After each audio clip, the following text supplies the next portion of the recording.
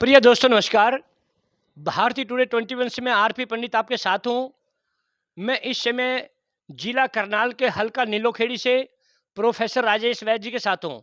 वैद्य साहब 5 वर्ष की कठिन तपस्या एक जटिल मशीनरी की तरह बगैर रुके, बगैर थके आपने कांग्रेस पार्टी को एक यहाँ पर मैं तो यही कहूँगा कि पुनर्जीव किया है।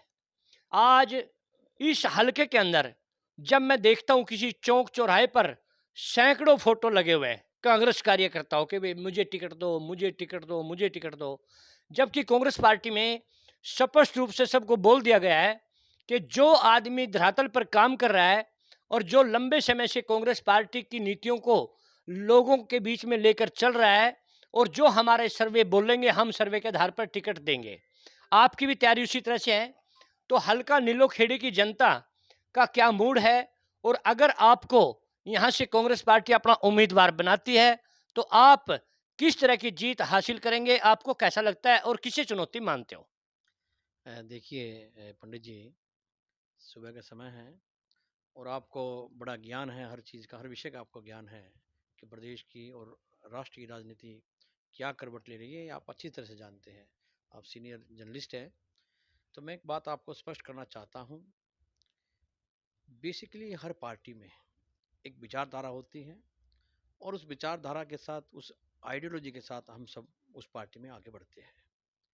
मैं पिछले करीब 16-17 साल से कांग्रेस पार्टी की विचारधारा से रहा हूँ और हमारा पूरा परिवार, हमारे पिताजी, हमारे दादाजी, हमारे परदादा जी, तमाम सभी लोग कांग्रेस पार्टी की विचारधारा से जुड़े रहे और आगे हम भी उसका निर्वहन कर रहे हैं।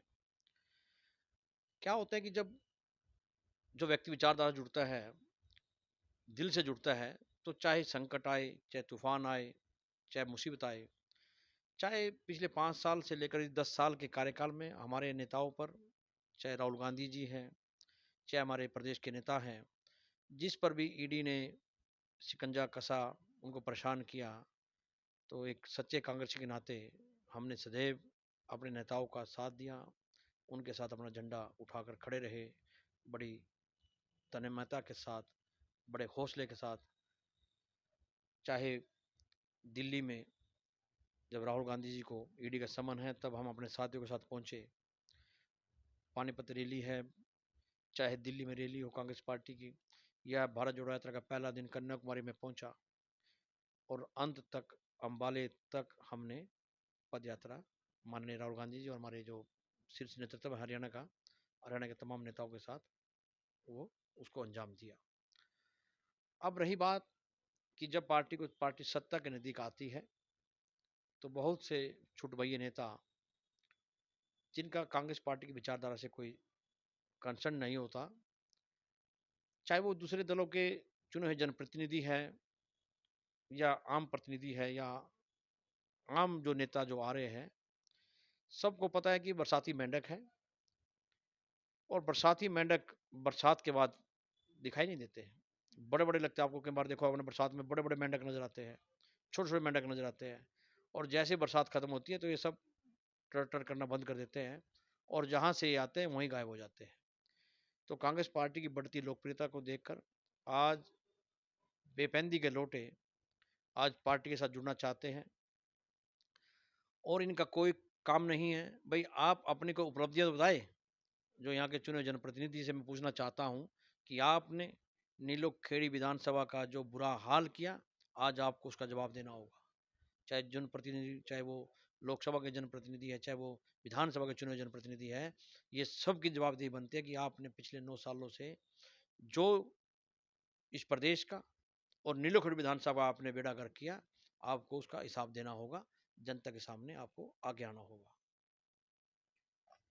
तो बड़ी अच्छी बात की वैद्य जी आपने कि जो लोग बहुत दिनों से, मैं भी देख रहा हूं, जो मैदान में कभी थे नहीं, ऐसे लोगों के भी पोस्टर हम देखते हैं। चलो खैर, उनका एक अधिकार है, एक बढ़ते परिवार में वो शामिल हो रहे हैं, बड़ी खुशी की बात है कांग्रेस के लिए। लेकिन जो एक चुनौती है आपकी, अगर आपको टिकट मिलता है तो बीजेपी भी आजकल धड़ाधड़ काम कर रही है। जो इस एजेंडे को लेकर कांग्रेस पार्टी जनता के बीच में कि हम ये काम करेंगे, ये करेंगे, ये करेंगे, तो उन सभी कामों को भारतीय जनता पार्टी के जो मुख्यमंत्री नायब सैनी वो अंजाम दे रहे हैं, तो ऐसी चुनौतियों को दोबारा से फेस करना पड़ेगा आपको। तो उस उसको क्या मानेंगे आप? देखिए पंडित जी, आपकी बात वाजिब है, लेकिन मैं एक बात स्पष्ट करना चाहता हूँ। पिछले दिनों माननीय हमारे प्रदेश के मुख्यमंत्री हैं सैनी जी, उन्होंने कहा कि हमने सबको एमएसपी दे दी। तो ये बरगलाना छोड़िए, एमएसपी का जो राइट है वो देने का अधिकार केंद्र सरकार का है, प्रदेश सरकार एमएसपी नहीं दे सकती। अगर प्रदेश सरकार एमएसपी देना चाहती तो अभी तक सब दे देते अपने स्टेट में। तो लोगों को, जो किसान लोग हैं वो बेचारे दिल्ली बैठे रहे। एमएसपी देने का अधिकार कांग्रेस केंद्रीय नेतृत्व का होता है, वो केंद्र की सरकार तय करती है एमएसपी। तो ये इन्होंने जुमला छोड़ दिया एक। तो ये जो घोषणाएं कर रहे हैं, ये सब जुमले हैं, ये पूरे होने वाले नहीं है, ये टाइम टाइम फिस हो जाएंगे। और कांग्रेस पार्टी जो कहती है वो करती है। अभी कांग्रेस पार्टी ने कहा कि हम 500 रुपये गैस सिलेंडर देंगे, तो कर्नाटक की सरकार में, राजस्थान में हमारी सरकार थी, हिमाचल प्रदेश में सरकार है, तो 500 रुपये गैस सिलेंडर मिल रहा है। अभी हिमाचल प्रदेश में ओपीएस जो ओल्ड पेंशन स्कीम है उसको भी लागू कर दिया गया है।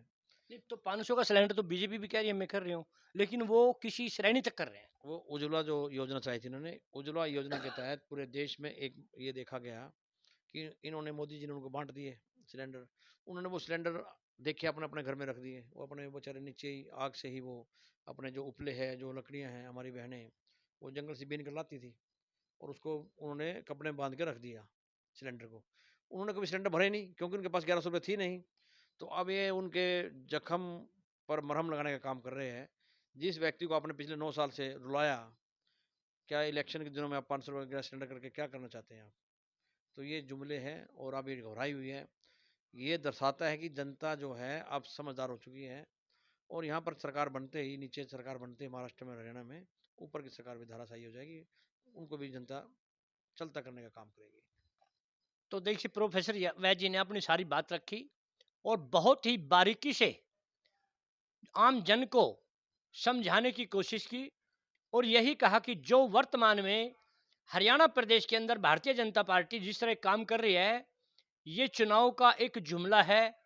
और इन्होंने यह भी कहा कि महाराष्ट्र और हरियाणा के अंदर कांग्रेस पार्टी एक बड़े वजूद के साथ आ रही है, और अगर इन दोनों प्रदेश में कांग्रेस पार्टी अपनी सरकार बनाने में सफल हुई, तो सेंटर में जो मोदी सरकार है उसका भी डगमगाना एक संभव लगता है। ये वैद्य जी की बात है। तो हम इसी तरह दोबारा प्रोफेसर वैद्य जी से फिर वार्ता करेंगे। तब तक के लिए जय हिंद, जय भारत।